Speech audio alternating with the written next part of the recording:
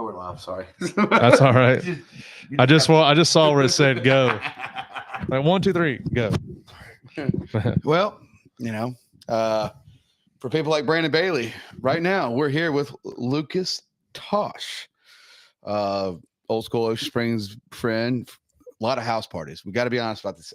We got to tell people our history. There's a lot of parties that we did in Ocean Springs. Yes, there was some epic parties for sure that went down when we were together. That some we can talk about, some we probably shouldn't. And we lost a lot of the good ones. Justin Gailey, we lost Randy Jolly. Yeah. I mean, take a time for them. These are people that we spent our life with. Yeah, no, those are two people that definitely stand out for me right away. I think about the friends that we lost along the way, and here in our own community, and those two definitely stick out. Obviously Randy being the most recent, passing away on March 1st, 2025. And then I believe Justin was August 29th, 2006. So, man, this is like, guys, if you don't know Lucas has been a massive part of Ocean Springs for many years. Well, I've been gone a lot too. I can say right now, I can take credit that I am a transplant from Latimer. Y'all give me, like, I went to St. Martin. I've Jason Shorkley I met y'all through Jason Shorkley, and me and Jason hit it off. We smoked our fair share of illegal Mary Jane, and we literally built a friendship. And got to meet you through Jason, right? And then the Shorkley house was always a home safe for sure for us. It was always that, and they got to meet a lot of no shortage of cheese balls. The Cheeto cheese balls from his mom. It seemed like she knew about Costco long before we did. I wish she still have the place in Daphne. Yeah, Dolphin Island. Fantastic place. But no, you got to meet people like you, and I think one thing I want to talk about is, we kind of separated as we got older, and that's just because family and life. Sure. But it's cool to see, like, everybody goes different directions, and for me and you, it was raising money for the community. Yeah, no, I think that, I've been watching you do your thing for a long time. And when I moved back home, the most recent time, Megan and I, my wife, we moved back from Chicago. Shout out Stingham. You don't claim her. She's St. Martin. Well, she's also the top educator in St. Martin. So she's still holding it down for you Stinghams. Anyway, so when we moved back down from Chicago about 3 years ago, I was actually sitting at the grocery, the Government Street grocery here in Ocean Springs, and talking with Megan and her friend Sarah Reese. And I said, hey, I just kind of got this urge that I need to do something, right? I need to do something that kind of raises awareness here in South Mississippi, or in Mississippi in general, for veteran needs, regardless if it's, whatever it's about. I need to figure out what that mission or that purpose is. And so a friend of mine years ago, I think he went by a handle of like Dog Tag Dave, and he wasn't a veteran, but he was big in the veteran community with helping out with finding resources for veterans to help combat veteran suicide. And I kind of just always kind of took that mental note from him, just kind of watched him and how he did it and kind of how he went about himself. He didn't do any fundraising or anything like that, but he was always a resource to help navigate veterans if they reached out to him to find an outlet. And I really kind of was inspired by him years ago. And then when I came back home and decided to help out and raise that same awareness here in Mississippi. Where is he at now? And say his name again. That was his name is David, but they called him Dog Tag Dave. And, that is the best Call of Duty gamer tag ever. I don't think he was a Call of Duty guy, and he may see this, he may not, but Dog Tag Dave, he got that nickname because he wore, like, wives and mothers and family members kind of heard how he was really a resource and a liaison to help navigate some of these veterans to the right resources. The ones that didn't make it, they always sent him a dog tag of their son, daughter, husband, wife, and he wore them on his neck every day. And so he kind of just dealt with that. And then he had do you mind? Because this is like, I want to see because this is, I know you're not with us, but would you mind switching seats with me so people can and changing mics so people can see like your expression is not because we're sideways on this pod, but I want people to see your heart in this because it's like sure. I'll switch with you. Let's just change mics and we'll change bourbon spots. Right, very well. I love you, but this is something that like people need to know, guys. When you do a show, this is after like you're talking about people that do wear dog tags for others for support. This is a whole different thing. Here, I get the long one now. All right. Well, sorry. I want people to know because like you're really what 22 plus 6 means to you. Yeah. So again, Dave was a big inspiration for me. And that was years ago. And I haven't spoken to Dave in a long time. So anyways, back to sitting at the grocery, talking to my wife, Megan, and her friend, Sarah Reese. And, really also a big inspiration was Sarah and what she's done with the Feed the Need program, working with the local folks here in Ocean Springs, raising money and just kind of seeing how she went about herself and handled that. And then, Megan's had a big impact on that as well. And a few other folks.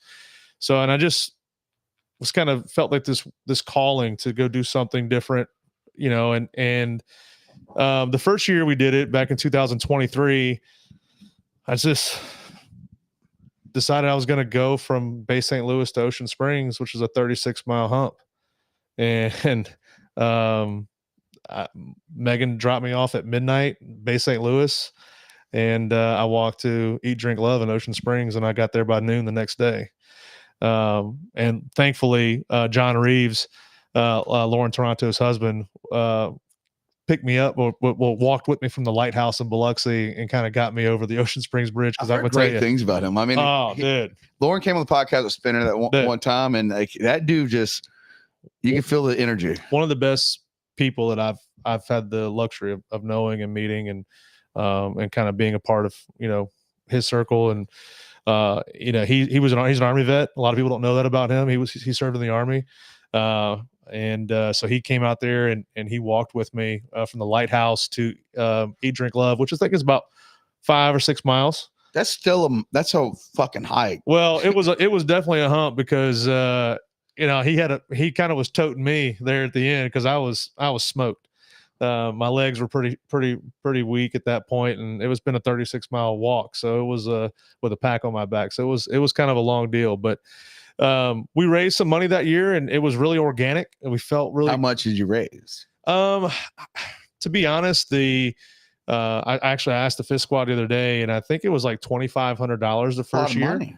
And then I think there was also a secondary donation by Eat, Drink, Love or 701 that maybe had moved that number up, but it was a few weeks later because, Lauren hosted us that year at 701 and she did like a dollar for dollar match situation on the drinks, which was huge. And I believe that was a secondary donation. I will say 701 and Eat, Drink, Love, which I just want to share a little story about, the Pink Dress Run it's funny to say that. It's Avery, Ian, and Duncan, with my cerebral palsy.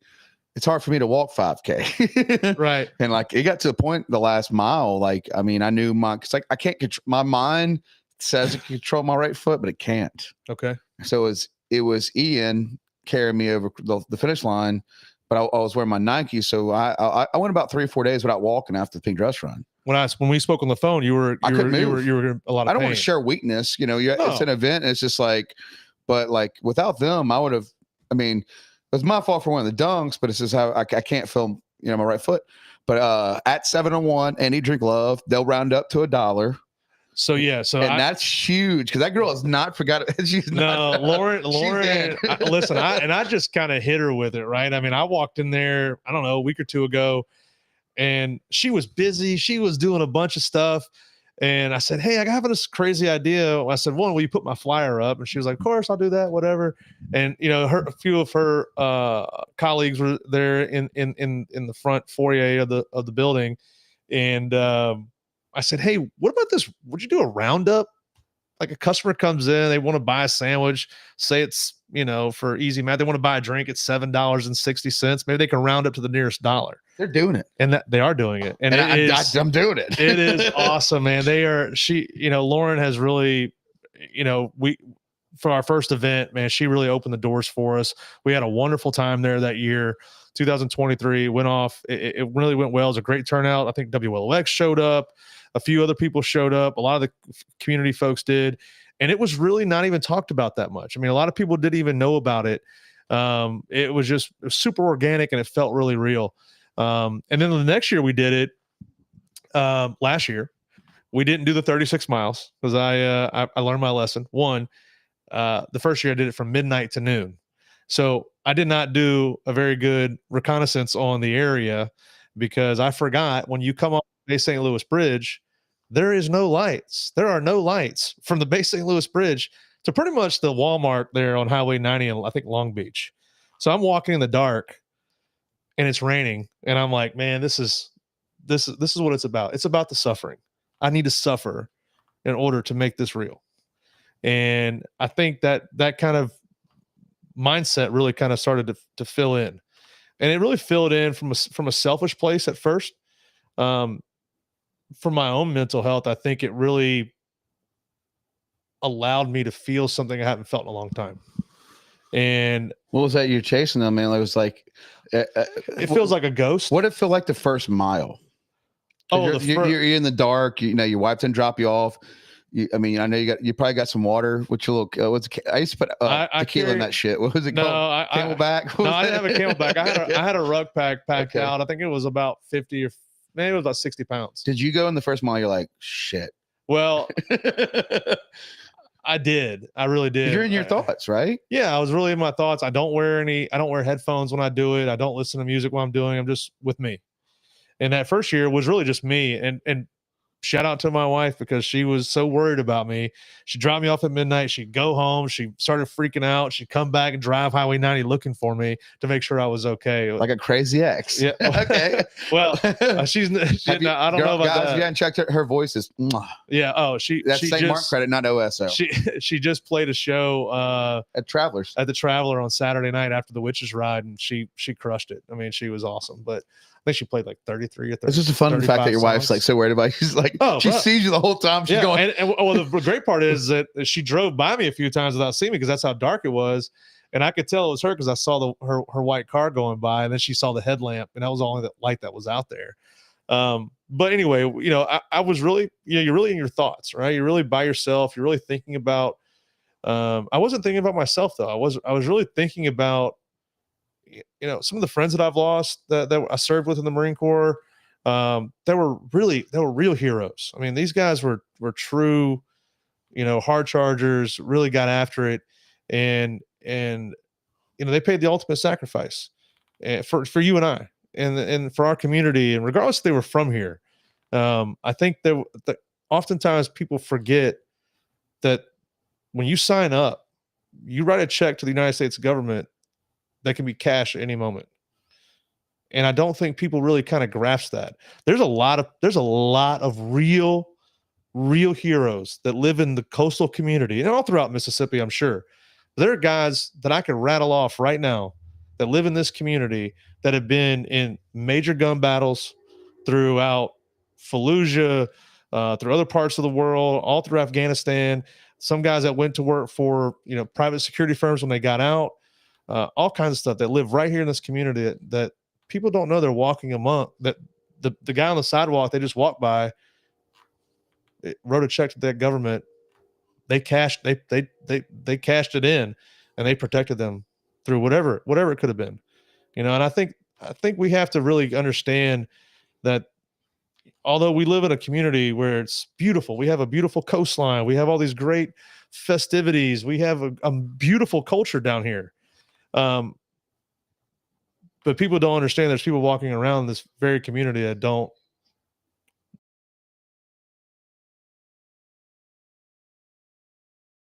And I'm not one of those people, so I don't want anybody to think that about, but there's guys here that are that. So I think, you know, when I first did that walk, I really was thinking about them. You know, yeah, some of them are still with us, but they're suffering all the time. Whether they carry a heavy burden, whether they miss it. You know, I think there's a lot of that transition that is not spoken about for some of those folks. So when I was walking, man, I was just constantly thinking about them. Even through the my feet were killing me. I didn't do a good job breaking in my boots prior to getting out there. My back was hurting, and it started pouring down rain. So it was a 12-hour hump, and about 5 of those hours was pouring down rain. So it was tough. And then the second year was better, and it was better because we shortened the mileage. We went from 36 miles down to 22. The 22 represents the the statistic that Can I share one thing I'm with sorry, you? I apologize. No, can I share one thing with you? That was a buddy of ours, Ian, Teddy. I know it's in, for our crew, but like we had a car crew and we had a buddy named Ian, and I'm not going to share his last name, but we had a buddy named Ian, and we both love the Scar. And I had the Scar 17-08, and he was at the juke joint with us hanging out. And this is juke joint. A few years back, I'm not going to hit it. It was pretty hard on us, but like he was a contract sniper. I mean, he was in the military. Like he was situation. And I remember him, like, remember when juke joint, you can go across the bridge and park? Yeah. So he brought us over there in his truck and showed his new gun. This is way before I bought the gun. And Yep. Teddy owns it now. And he was showing so much like excitement because we were there. 4 hours later, wrote a note with a pistol. And I was like, I was just with him. Like, Yeah.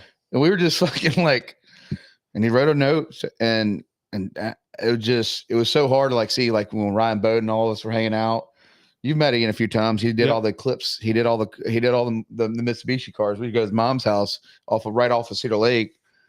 But like, we didn't like, had the best night. We're sitting on the tailgate of the truck. 4 hours later. I think that happens a lot more than what we're That's aware my of. personal experience, because that opened my eyes. Like, yeah. And that happens 22 times a day. I know. And that's when you're like, I'm doing this. Cause like, yeah, this is the impact to me. Cause I could never, I can't control it, but like, it was just watching somebody, like having your buddy, man, having your buddy sit at bonfires, having your buddy teach you about turbos, and all of a sudden you leave the juke joint and you'll never see him again. Yeah. I think some of the, I also think that number has been, over the past several years, has come down a little bit. I'm not really sure what the statistic is at this moment, but I do know that the 22 is synonymous with veteran suicide, and it was that number for a long time. It was probably higher than that at some point. It was unreported, but that's really where the 22 miles comes from. So last year we did the 22 miles. We went from War Memorial Park in Pasch Christian, and we walked to Keesler Federal Park in Biloxi, where the Shuckers play now, where they've been playing. I think it was newly named Keesler Federal Park at that point. Samantha, it used to be the Mercedes, right? No, it was the MGM Park. MGM Park. Yeah. Samantha Big Nail had got me hooked up with the organization I'm working with, the Fifth Squad, who I haven't talked about yet, but I will. The Fifth Squad has been a great resource in Mississippi for veterans for I think since 2016 when they started. And these guys were all combat vets that came back, and they said, "Hey, we want to do something for our brothers and sisters here in Mississippi that can remove the red tape." And they have done an incredible job. I think last year alone, they helped over 100,000 veterans in Mississippi, not Alabama, not Louisiana, not just right here in our home state. And I think I didn't know that there was that many veterans in Mississippi that needed things. And I think that I'm a little blind to it because I have a good job. Now, bro, Mississippi is going to war. If you pick areas and states, you're gonna. I mean, there are a big part of people down here in Mississippi. It's going in. Yeah, no, I agree. I mean, listen, I'm not. That's not visible to me all the time. Like I said, I'm driving down the beach to get here. I mean, I'm living in a beautiful place. I have a wonderful family, a beautiful family. I have a good job. I have great friends. I have support. I don't think that veterans that are out here in Mississippi, I I know all of them don't have those things. So the Fifth Squad is an organization, a nonprofit that really has stepped in, removed the red tape. If a vet reaches out to them and says, "Hey, listen, I'm in a bind, right? I need toiletries, I need my electricity, I need a ramp built so I can get into my home." These guys show up and do it. I mean, I believe it's the same day. I mean, for especially for bills, right? If your gas is going to get turned off, if your electricity is going to get turned off, your water, whatever, these guys step in. You send them your DD-214, which is your discharge form to show that you were honorably discharged, and then send them the bill, and they take it from there. I mean, that's how rapid they respond. And I don't think I've ever seen any organization do that. I mean, a lot of, back in the day, and this is no knock to any other organizations, but the Wounded Warrior Foundation was this massive organization that kind of took the lead in a lot of these things. But there was a lot of red tape with those folks. And much like any other organization that kind of grows, there was a lot of money wasn't trickling down. Well, me and you talked about a little bit about this was so they have one paid administrator. Yeah, I think the Fifth Squad has one person on staff, but that's it. You got to be careful. I think it's part-time too. Yeah, you got to be careful when you see the CEO making more money. Well, the CEO for the Fifth Squad is an active duty military person, still hard charged. That changes everything though when it comes to raising money. Yeah. You look at our situation where it goes from. I just want to take a note real quick. He's not getting paid right now because of the government shutdown. Well, I don't know. This is and he's still working. I know. The guy who founded this organization is an active duty military member, is still on active duty, I think through the Guard or through the reserves, but he's an active reservist or active Guard member, and he is not getting a paycheck, but he's still out there raising money for veterans of Mississippi. That to me is single-handedly enough said about what this organization's mission and their ethos is. If you look at yourself and you look at people that there's a lot of people that go through, but then there's people like you that you've been through a lot, and you want to see a better solution going forward. Yeah, it's a hard thing. One of the best things is when you reached out to me. Was it Monday, Tuesday? I forgot what it was. Yeah, I think last week. Yes, I was in pain. I can't walk. Yeah, you were in a bind. You're like, can you give me 15 minutes? And I'm like, let's go, dude. Because like Lucas, you're Lucas. Like he's like, I'll do anything for Lucas. Like you've never changed. And I know I do apologize for hell. We just had families, and we all grow apart, but we all know who we are. Right. And I run into like you or Brandon Bailey. Yeah, or, it's just people who've always any of been those together. guys. I mean, I think I ran into Brandon. Actually, one of the last times that Randy was here on the coast, my good friend Randy Jolly, who the +6 for is for this year, and we'll get into that later.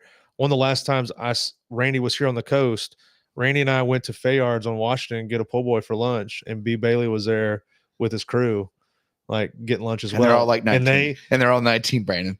No. They were. There was a couple Brandon, guys. Get your own crew, dog. There was a couple guys. Stop hanging out kids. There was a couple guys that were older. They were all in there hungry because they've been working their tails off. Yo, Brandon, hey, stop hanging out. That's you still got DJ and Micah. We're still here. That's the hustler of hustlers right there, buddy. Oh, he is. That dude's a is a real deal. He's always donated a dumpster to my events and stuff like that. But Brandon, you need to get back in the crew. We go into your situation where your heart feels hard, because I only got to feel it once, but I could see where it's like you've lived it. You've lived watching a friend that you can't call anymore. Yeah. You've been in a situation where you're like, maybe we should get out. I guarantee you I've had topics like, maybe we should be out of this shit. Yeah. Yeah. And y'all do it because y'all love the country. Yeah. I was really fortunate. I was surrounded, especially when I first went to the Marine Corps. I don't think anybody would ever say that Marine Corps boot camp is easy. But I had a natural, I feel like I had a better avenue, and it just stems from my upbringing. I think being from the South, right? You're always, you grow up knowing how to say yes, ma'am, and no, ma'am, and yes, sir, no, sir. So that comes natural. But also I grew up in a shipyard. I mean, I grew up at Toche Shipyard, and that's right by the road stream. Yeah. And that's getting after it. I mean, rope string. Like the rope swing. Yeah. The rope swing. Right across. I was Right going to across tell the rope Scott about swing. it, but like, yeah, there was a rope swing on the St. Martin side. If you looking down, we don't have communications with any kind of text or anything right now. It's just I'm making sure it's running. Oh, okay. So I'm just looking. I probably look like a 800-pound gorilla. You look amazing, dude. That's Thank why. you. Look at my belly. Yeah, well, I don't care about my belly. I feel like I'm bigger than this chair. I just wanted you to like be able to like.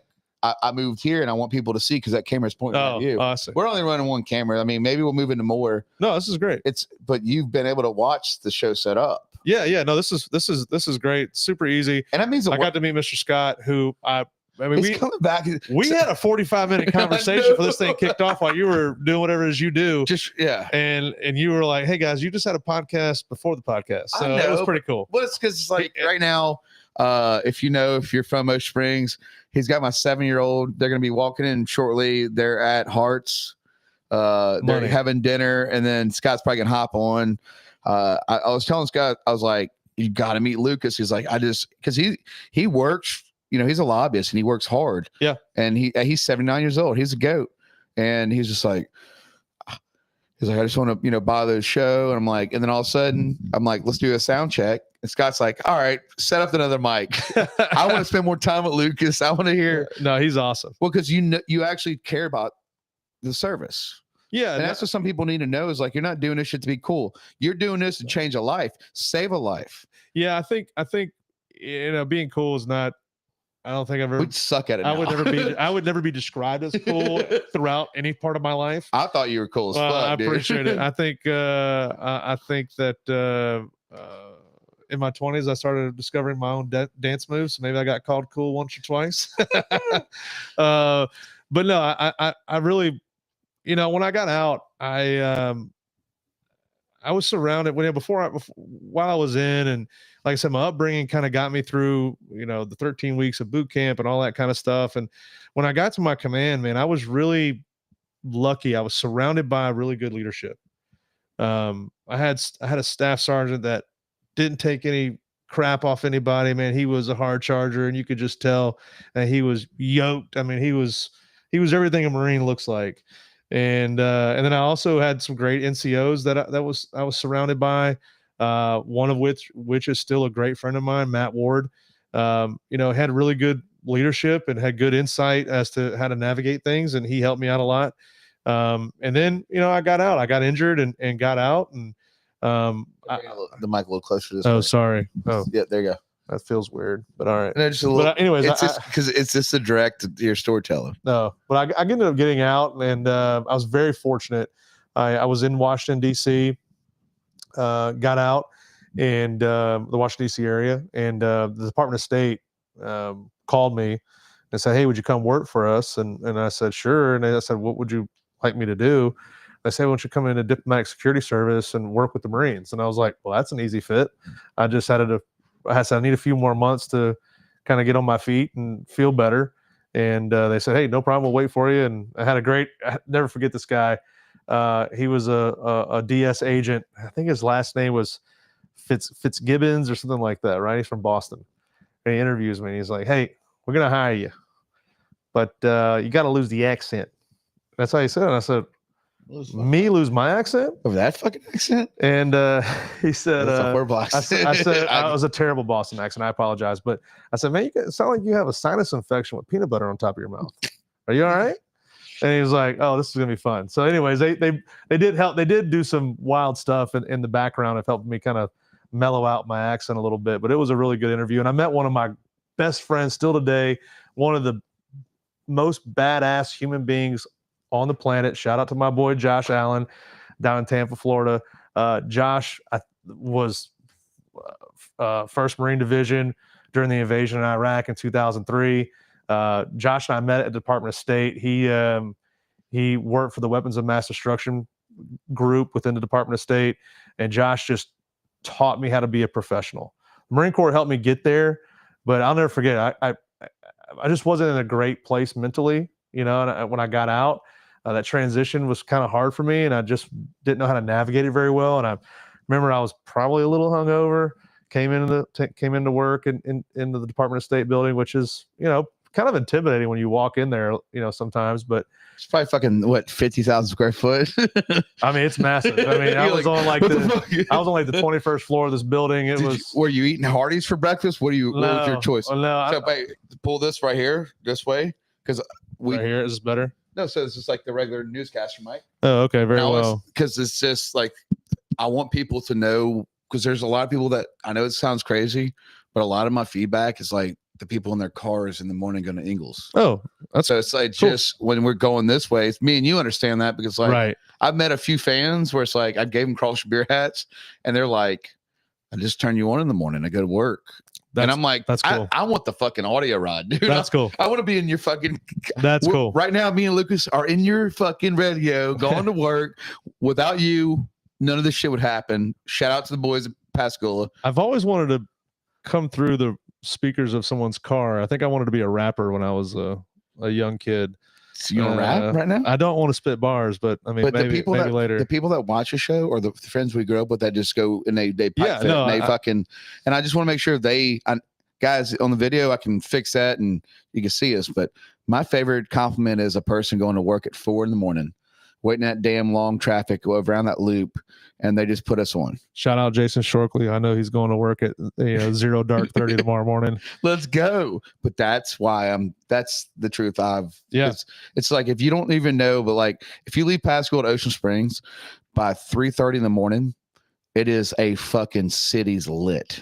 Oh yeah. It's going. And that's the people that build our infrastructure of like a lot of things we do. Yeah. I mean, I think a lot of people throughout the country, especially even people in our own community, I don't think they quite recognize what Ingles Shipbuilding is doing.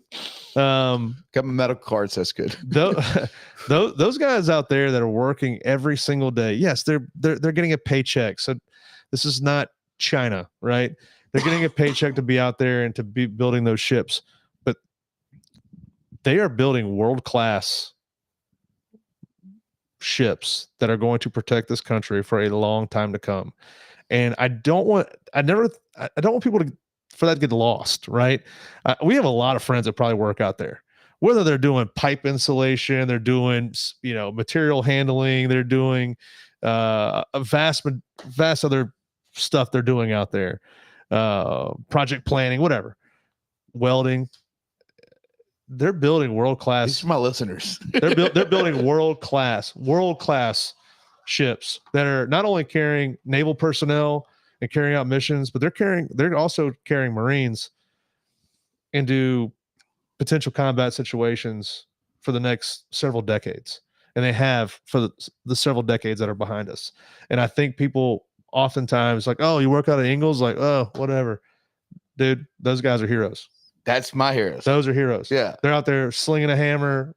So when I was like, move your mic, because like that's now some podcasts I do, I'm like, they're gonna listen, but like to your podcast, they're in it because they're like, they need that pump. Yeah. And listen, you talk to some people that don't live on the coast, they do not know that Ingles Shipbuilding is in Pascagoula, Mississippi, pumping out naval ships. They do not know that. And that's not a knock on anybody that lives in the northern part of our state, but they don't realize that we have heroes that are down here. We're talking about guys that run at 115 degrees inside of a ship that just are melting their whole body, but they get up at 3:30 every morning, get home at 2:30, 3, and then they go to ball fields with their kids. Oh man. And they're done, and they get back and do it for 40 years. Listen, Jason's one of my dearest friends. And should we drop a cell phone number right now? I try to pick on him as much as possible. I mean, we were at First Friday a couple weeks ago, and we drank all of his beer before he got back to his seat. And we drank all of our other buddies' beer, and we just told that guy that Jason did it. And that's because we just like that banter, right? We just like to pick on him a little bit. But I think about what he does every day. He gets up 3:00 in the morning, makes his coffee, sets stuff up for his family before they wake up, goes to the shipyard, works all day, gets off, picks up his kids from school, goes to the ball fields, and does it every single day without miss. Now his ass does like take off a few times, like because he's like, oh, I work 4 10s or whatever, and he gets a float day or whatever. I like to pick on him about that, but no, he's a hero, man. I mean, he's a hard charger out there working at the Imagine having a person like that, like it all comes together, and I think that's like I think it's incredible. I think that was the biggest thing for me. It was like it was our class reunion, like 15-year class reunion. This is all even the damn podcast. It's our 15 class reunion. And it was like, hey, could my husband? I'm not gonna give out names. I really don't. I feel like this is like a private thing. Sure. And it was more like, hey, I kept having this guy look at me. Yeah. Never, I mean, staring at me. But I had a friend of mine since school, like little school, like 10th grade, 9th grade, 8th grade. We definitely were hanging out all the time.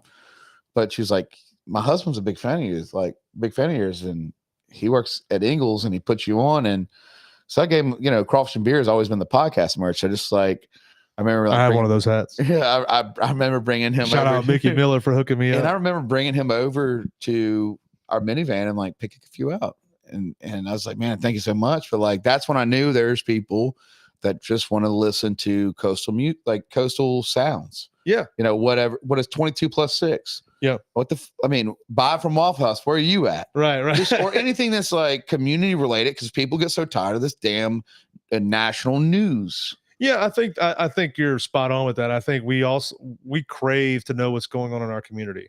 And I love it. I think through your podcast, and some of the things that you do in the community, you're a great community ambassador. I think a lot of people look at you and say, damn, how's he doing that? How's he generating that much buzz? How's he, it's not from the pen, obviously, but he's generating some buzz.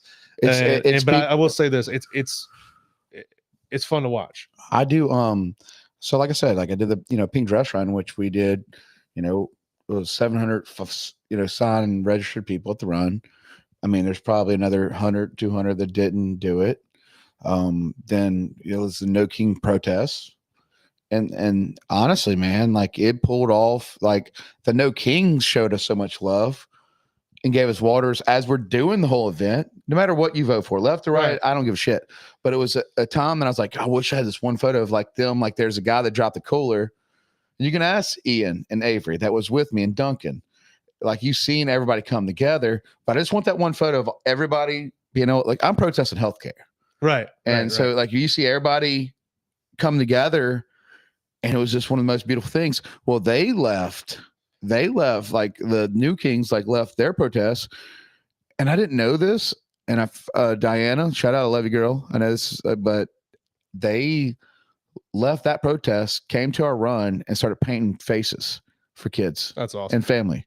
That's awesome. It's like, how can you, there's no sides to me. It's like, well, I think that's something we're also craving as a people, right? I think that this, and my wife kind of really broke this down for me. This whole team mentality, whether you're wearing a blue jersey or a red jersey, it's like you're diehard blue, you're diehard red, and there's no. It doesn't matter what your team does, you're going to keep riding with them. And I just think that's a poor mentality to have as a country. But also, we have these brief moments where people like you are raising money for cancer awareness and really bringing that home for the community. It doesn't matter what your politics are. Cancer's cancer. Fuck yeah, dude. And it doesn't. And I kind of feel like that's the same way with what we're doing with the March for Vets. This year we're going to be doing the 22+6. And again, that 22 miles represents veterans, the alarming statistic of number of veterans that take their own lives every day. And there's probably more, right? There's probably more that don't get reported. And I feel strongly about that. And then the last 6 miles is in memory of Randy Jolly, who was, arguably one of the best football players ever played in Ocean Springs. For his size. I would say fairly, and then Richard. Jolly. I would say Richard and Jolly. Thinking back to those times, I think, oftentimes, you think about somebody who had that size, and I think, is kind of had this nickname of Rudy a little bit. And, every time I knew Randy would come, he grabbed me a big ass hug. Oh, dude, he was the best. I'll also say this, and I'll say this publicly.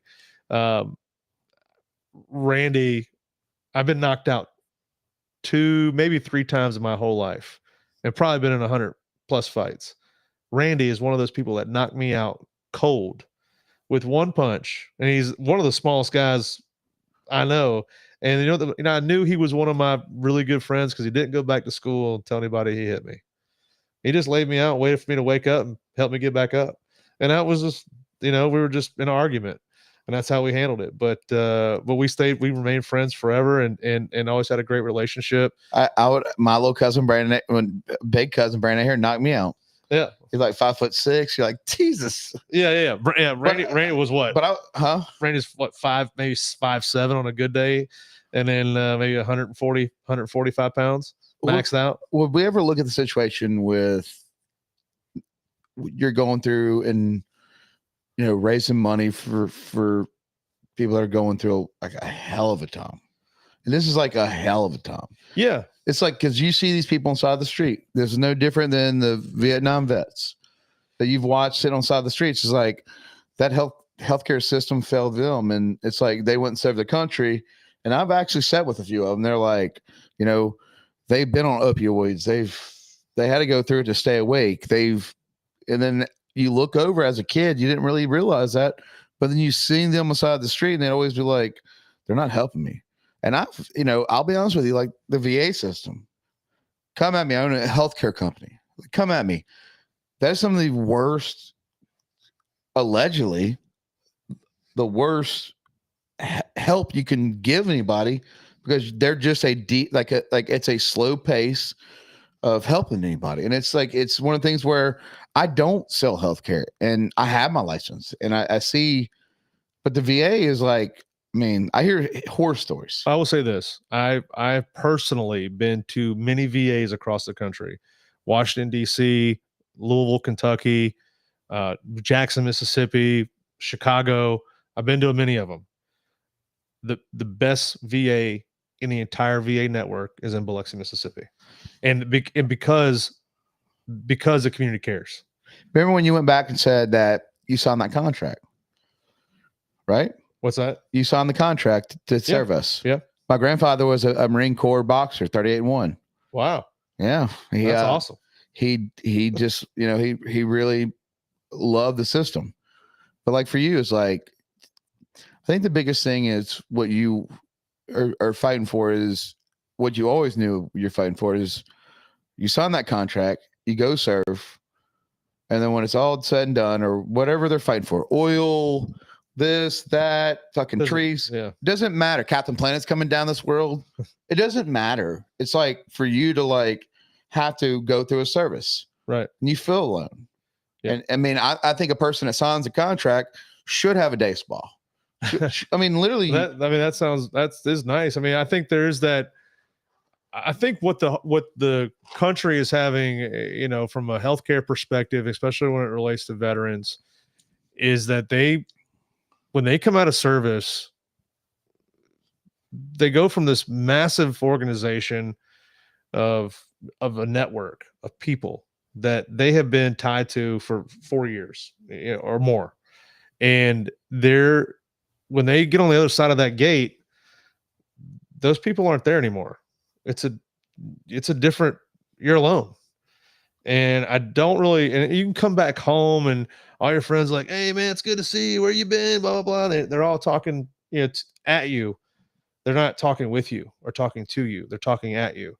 And your brain doesn't know how to really comprehend that and how to navigate that and how to compartmentalize it and move on in a lot of cases. And the VA is missing that mark when it comes to how to navigate that feeling of loneliness.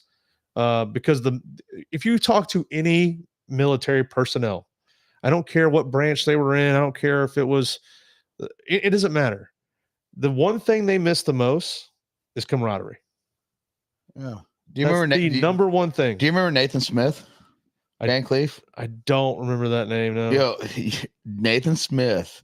And he had a stroke, and I had on the podcast, but he had a stroke after the military. But he was telling stories on the podcast about they're having airstrikes while their brothers were on the porta potty.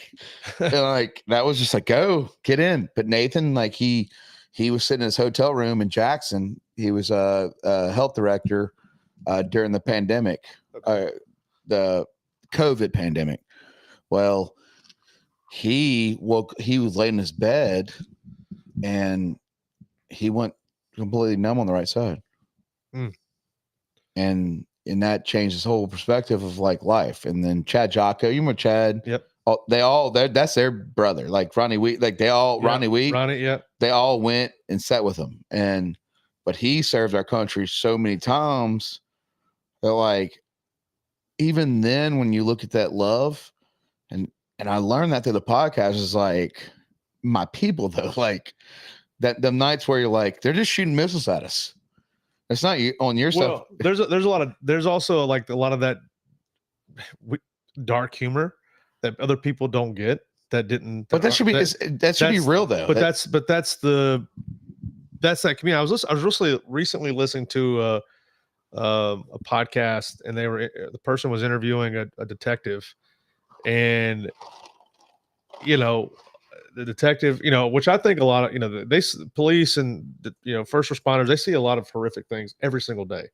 But this person was talking about just that, how hard it was after they retired, and the feeling of loneliness because they had no one else. They moved away from where they were, whatever city they were policing in, or had been a police officer and a detective for 30 plus years, about how there was no one to joke with anymore.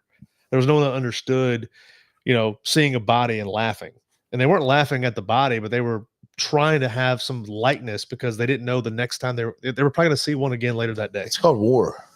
Well, I think that's happened to a lot of veterans and a lot of first responders every day. I mean, but I think one thing that I'll say, and I've said this a lot of times, but you can be as prepared as you want to be, but I don't think that there's anything that prepares you for everything that you'll witness in those situations.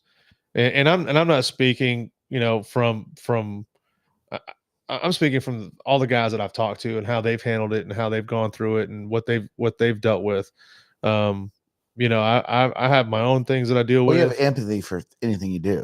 And that's, you got to separate that. Like there's one that want to go to war, and then there's people like you that have empathy towards emotions and people. Yeah. I think that's something that's, I really don't know how that came to be, but you care. I do care. I really do. And I think I've tried to give back as much as I can, even when I was, down on my luck, I was trying to find a way to give back and, to that community, and really, and kind of circling back to what we're doing this year, and I've shared this recently on a Facebook post, but the last 6 miles, is for Randy. Shout out fucking Randy Jolly. You're a goat, because I got to spend a lot of time with Randy. Yeah, Randy's a great fucking goat. Randy, great dude. Firecracker. Yeah. He's gonna but Randy was living in Louisville, Kentucky. I had moved up there, and he was like, dude, let's do something. Let's start a business. Let's do something. I said, well, man, move up here. He boxed up his family and they moved to Louisville. And, we tried a few things to work on together, and nothing ever panned out. And that's okay. That's business. But that didn't impact our relationship as friends. And, but I started kind of deteriorating from this like sense of failure. I had a sense of failure from very early on in life, even through my Marine Corps service and even working for, high-end parts of the government. I had this really weird sense of failure about myself. And I had really fallen down a long way at this particular point in my life. I ended up working in a tire factory. This was post working at multiple intelligence agencies, working at the highest level of government in a small capacity, but in the room. 3 years later, I'm working in a tire factory, making way cooler, making 11 cents for every 100 pounds of tires I loaded. And that's how far I had fallen down this hill that I tried to climb.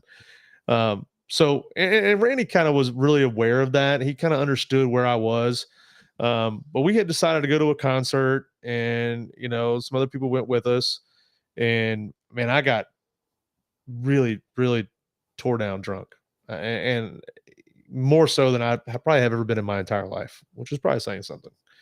I mean, I passed out in the grass of this amphitheater, and Randy, 5'7", maxed out, 145 pounds, maxed out, had to get me back to the truck. And he did. And he did. He was resourceful. He got the security guard with a golf cart. Like, probably, I don't know how they drugged me back over there, but I woke up in the bed in my house, and he kind of was laughing, and he kind of explained what happened, and we kind of chatted through it a little bit. But he was just kind of picking on me that day. He's like, "Man, you're heavy, dude. You need to lose a little weight. You're a little heavy." And it was kind of funny. Fast forward though, a few weeks later, I'm having this wave of just unsettling emotion that I cannot compartmentalize. I don't know how to navigate it. I was working at that tire factory 7 days a week, 14 hours a day, killing myself to make ends meet for my family. And I had gotten away from the 11 cents for every 100 pounds. And I got moved into a different role, and that was great, but working longer hours and to make ends meet. So I just wanted to end my life. And I'd just taken my beautiful daughter to the airport to fly back to Minnesota, where she lives with her mom. And I decided I was going to drive my car into an underpass or overpass. And I was, I don't know, it was a 07 Camry. I was maxed out, man. I had that thing pegged out to the floor, just going as fast as it could go. And my phone started buzzing in the cup holder. When I looked down, it said Randy, number 6, Jolly. And I picked up the phone, and he said, "What are you doing?" I said, "I just dropped off Eliana at the airport." He said, "Oh man, where are you headed to?" I said, "Nowhere fast, brother." And he said, "What do you mean?" I said, "I don't know. I don't know where I'm going." And then he started saying, he started picking on me again about how much I weighed. He said, "Man, I just cannot believe how heavy your ass is." So and he kept saying it over and over. And I was like, "Dude, what are you saying?" Because, man, you're just heavy. You're the weight of you. And I started laughing, kind of on the phone with him, and it just, something in my brain clicked. And the weight in which I'd left on people, my mom, my children, my son this was 2017. He was a year old. My daughter was, she was 6. And, but I never got the chance to tell Randy that he saved me from killing myself. He couldn't save himself. Yeah. Yeah. I mean, that was a bitch move. He never knew that he really did. And that's why that we're doing the +6 this year. I didn't become the statistic of 22. And I'm not, none of that happened because of anything I experienced in the military. It happened because I was in a really bad place in my own head. I felt this sense of failure. And I didn't know how to navigate it, and I wanted to end it, but Randy stopped me from doing that. And this year, and every year moving forward, we're going to do 22 miles, and we're going to add that extra 6 on the end of our marches, to one, keep his legacy alive, but also for me to say thank you for not letting me be a number 22. So November 15th, we have 22 and 6 at the grocery. Shout out to Pat, his aunt. We'll pray for her, going through some stuff. Also, they're going to probably come back on before the event. It's all fucking, this podcast is just being able to talk to people. I don't give a shit if you watch it or not. This is a real person that we grew up with, and he didn't deserve what the fuck happened to him, nor our crew. And every time I do a podcast, you can't buy me, you can't sell me, you can't sell him. We're just gonna be the fuck we are. We've always been them people. So every time you see us and we do take our time with you, you fucking know it. I'm grateful to have Lucas here, because Lucas reached out to me and goes, "Can I have 15 minutes?" To me, and my heart just stopped, because I'm like, fuck, Lucas, I'll give you fucking a week. Where are we going? This is, these are people that I've always generally watched me grow. Yeah. They're a big part of my life. Last time we really had a conversation was, Jason and Lucas had rumpers on, and I just wanted to see it. And but they've been my friends forever. They had me when I had no money. I mean, Lucas bought me a lot of fucking Sonic food. It's true. You and Jason, you always took care of me financially. Something I always tell you is, if you're going to start a podcast, fucking start a podcast that has some type of feeling. If you start it for views and money, I don't know what the fuck's going to happen, but it's not going to work well. You might max out in a year. But this podcast is my football. Lucas, 22 plus 6 now makes sense of Randy. Fucking I'm proud of you, buddy. Thank you for serving our country. Well, yeah, I was happy to do that, and it really gave me a sense of purpose and direction as a young man that I needed. And this year, man, we've already got a lot of people that have already signed up to march with us. Last year when I did it, I had this great experience. We did the 22 miles, and I had these guys that I didn't even know show up to march with me. They weren't local; they were from Brandon and some were from Hattiesburg, but they just made the whole experience vastly different than the year prior when I did it alone. When you're alone, you're in your own head. You're really going through it. These guys, it was a different feel because I got to hear their stories. I got to hear what they experienced. I got to hear how they've handled mental health issues in their own journey. And those 22 miles went so fast. I mean, they went so fast. I think we beat our time. We showed up an hour ahead of schedule because the clip in which we were walking at was such a high pace that we were there an hour prior. And I think we shocked ourselves when we showed up that early, but we were moving along, and it was because that camaraderie was there, that unity was there. We were out there with the same mission, the same purpose, and we did it. We wanted to raise that awareness, and we had some really cool experiences, some wonderful conversations. One of the guys that was out there with me, AC, he works for Root Down, I think up in the Jackson area. Wonderful human being. Had some great conversations with him out there. He kind of motivated me to start training a little bit sooner in the year than I had last year. So I'm more geared up this year and mentally and physically prepared than I was the year prior. Shout out to him for that. I really do appreciate it. You understand you're coming on before the run.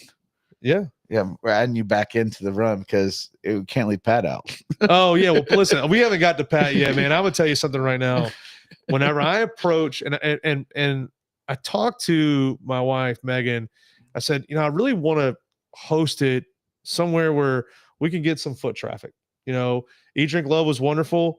That was our first year, and it was a great location, beautiful scenery, the whole bit, and people showed up, people showed out, and that was awesome. Last year, we hosted it at Adventures in Biloxi.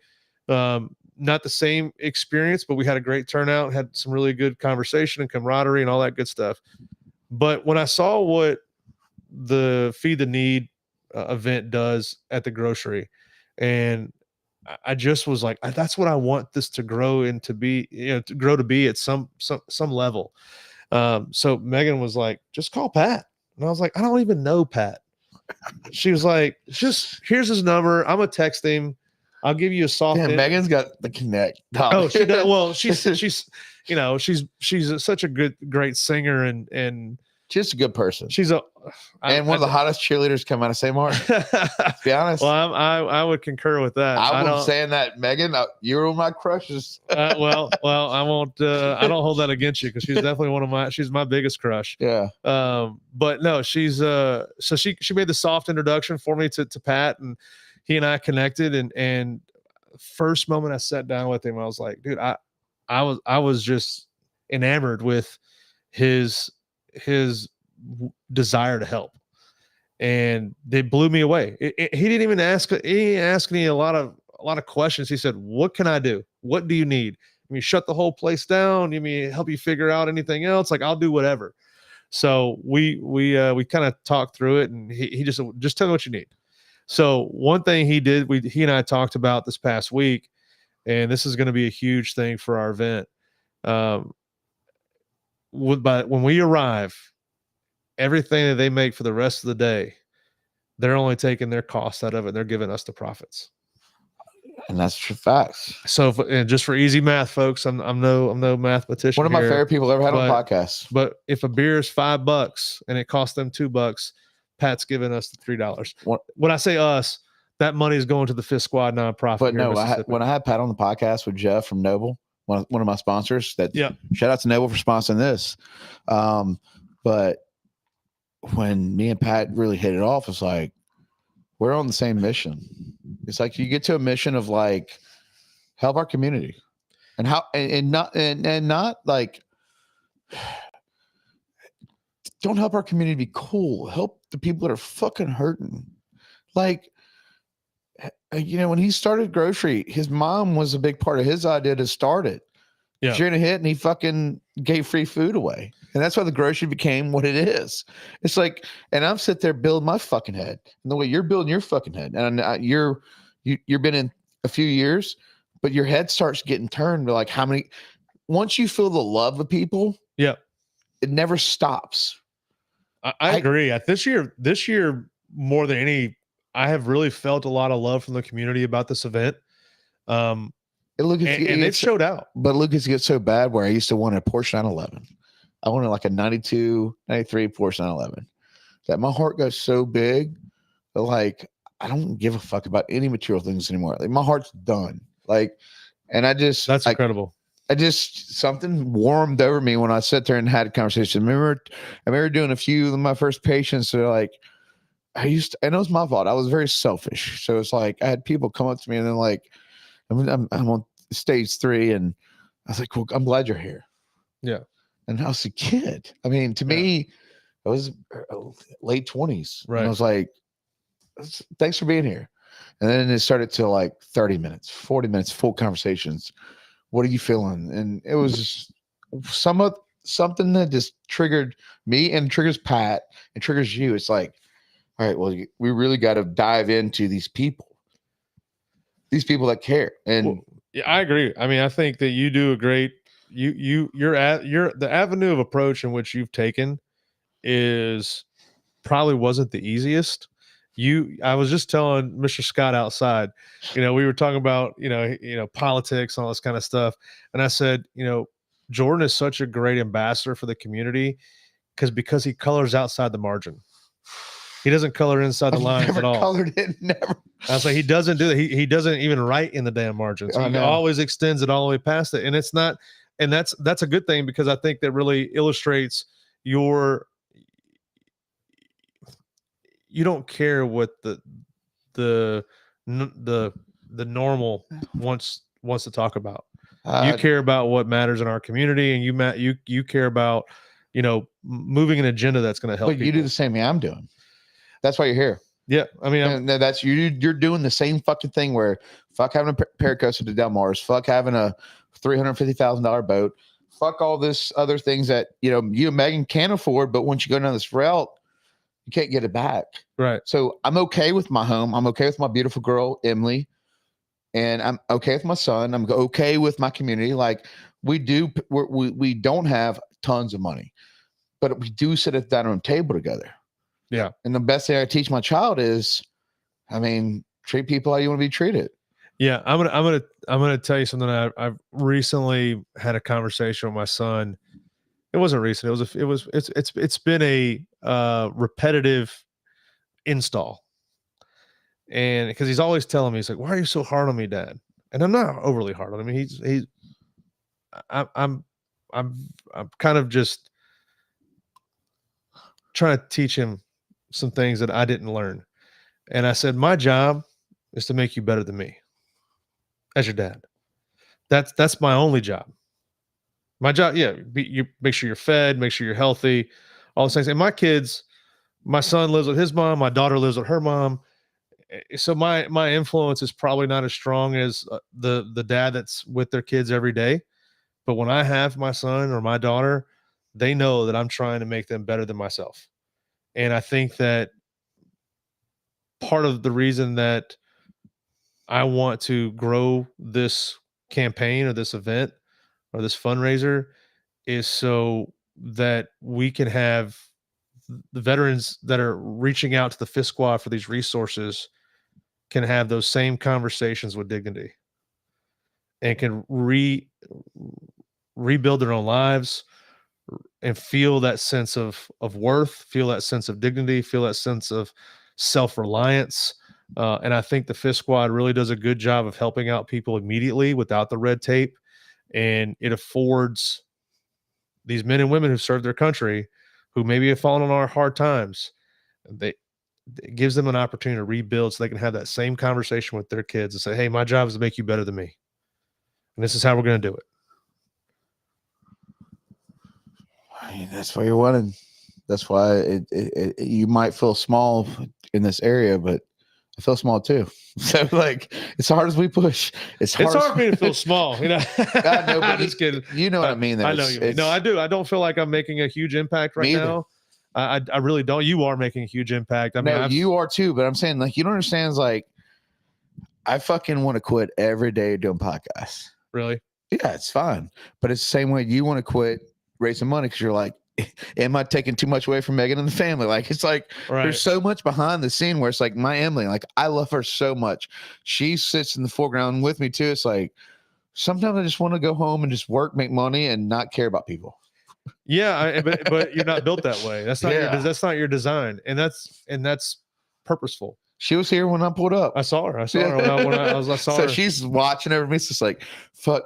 At least she knows control of all her stuff. Like, right. And I do appreciate that. But like, yeah, no, I'm a fucking tornado of quitting.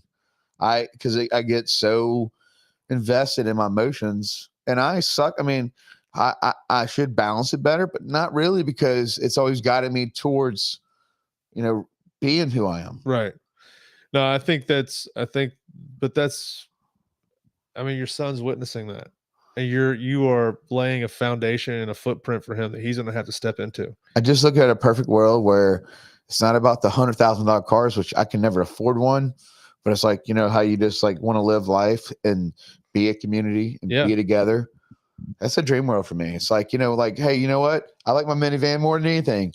But you get to a point when we're kid, like when we were in high school, like that person had the coolest E71. We looked up to it. Oh, but when we're fucking 40, I don't care. That shit's fucking retarded. Yeah. If I see a friend pull up with a fancier boat and a fancy car, if you think I'm looking at you like I respect you, right? No, I'm not. I'm not. I mean, I'm glad for you if that's what drives you and that's what motivates you. Yeah. Listen,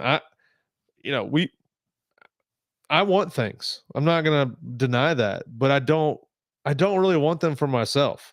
I mean, I will say this, my wife has really, really helped me kind of realize that. And I'll say this, one of the things that I do that I've recently, well, not recently, but maybe over the past year have noticed that I do is that I have a really difficult time when I'm feeling down. And I often do, because when my kids leave to go back to their moms, man, I'm feel like there's waves just crushing me. And it's just this uncontrollable feeling. But what do? I start buying stuff on Amazon. Don't. I know, but I've recently stopped doing that as much. I've recently stopped doing that. And I know it sounds silly and it sounds dumb, but that's what I was doing to cope. Or I'd have a drink, or which I'm trying to cut back, not drink as much, when I'm feeling sad.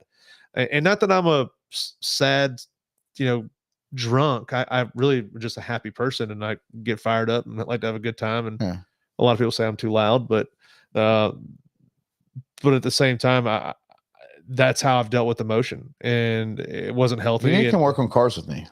I'm probably the least mechanical person on the planet. My brain just does not operate that. I have a great mentor here in Mississippi, here in Ocean Springs, Rocky Meadows, who's been a part of my life.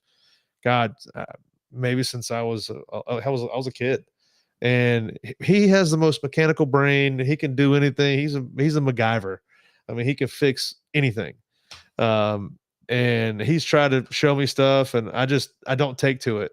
Okay. And but I will say this: I love being in his presence when he's doing that kind of stuff. I'm not learning a whole lot because my brain is not absorbing that information the same way. But hearing him turn a wrench and work on something, he's like a second dad for me. So that's my thing. Yeah. So that's what, like, you can, like, from my scooters to, that's me smoking a joint, being in the garage, and then working on my Ford Lightning, working on my scooters, my Hummer, that's Mr. Doug's Hummer. I just, like, Emily will tell you, like, my escape is open the garage doors. They come up, put a little music on, Yep. and I just work. Right. And she's like, all right, babe, dinner time. I'm like, all right, I'm coming in. Let me fix this, girl. I just Yeah. love working on mechanicals. No, listen, there's some things that I really enjoy doing, and you know, I think a lot about just ideas. I'm an ideas person a lot. I need to get better in executing on those ideas, and you know, I think with Megan and Sarah's help is really how I kind of took the March for Vets from an idea to executing on it and moving forward. And then Sarah, and then excuse me, and then Samantha Bignail had. I reached out to her because I saw all the stuff that she was doing in the community with Keister Federal, and I said, "Hey, what is a veteran nonprofit that I can work with that is good to go?" And she was like, "Oh, this group out of Jackson area, Brandon Fisqua, they do all these great things for veterans across Mississippi." And I was like, "Will you make an introduction?" And she did, and it was seamless. I mean, it was great. And this year, I think it's really going to be the biggest we've had. I have a goal of $10,000 that I'm trying to raise this year. I know a lot of that's going to come day of. A big portion of that's probably going to come from the grocery. Pat, shout out to you, buddy. And I hope your aunt's doing well. I do hope your aunt's doing well, man. Been thinking about her all day and praying for you and your family. But you know, we got more people coming out, right? Alan Martell today committed to doing a free. He would do that shit. I know a 1 month. He's doing a 1 month. You know, Alan's been on the show. I saw him. Yeah, he's doing doing a 1 month membership, and that's Neo Golf right there in downtown Ocean Springs. Yeah, either location. And then the Fifth Squad has a great relationship with Milwaukee Tools, and I think it's Kent, Mississippi. They're donating a lot of stuff for us to raffle off. Mary Kay people have reached out and they've donated some stuff that could be raffled off. The Marine Recruiting Office here in Ocean Springs, they're going to show up with their pull-up bar. We're going to put together a split the pot with the Marines, right? If Jordan, you want to come if you could do the pull-ups, say you get a chance to do 5 pull-ups. If you do them correctly, you get 5 chances to win the split the pot. You know, and you got to put a $5 bill in. Whatever, we're gonna figure all that stuff out. But we're getting items now that are rolling in. Pull your phone out. Where's your phone at? Right here. What is the week before? It was the 15th. So what is the dates on that? 15th is Saturday. So all right. Let's see. All right, guys. So I can't do the 11th. The 13th. They'll be back on. Fantastic. Can't leave Pat out. Also, love you guys. And if you want to be cooler than Lucas, care about people. Thanks for having me on, buddy. No, that's true, though. Like, Lucas, you actually love people. That's what sets you apart from everybody. Your friends know that. I know that. Brandon Bailey, get your ass in line. No, I've had some really good friends that kind of taught me that. So I appreciate you having me on, man. And to Randy, I know you were looking over us. We love you and we miss you. Love you, buddy.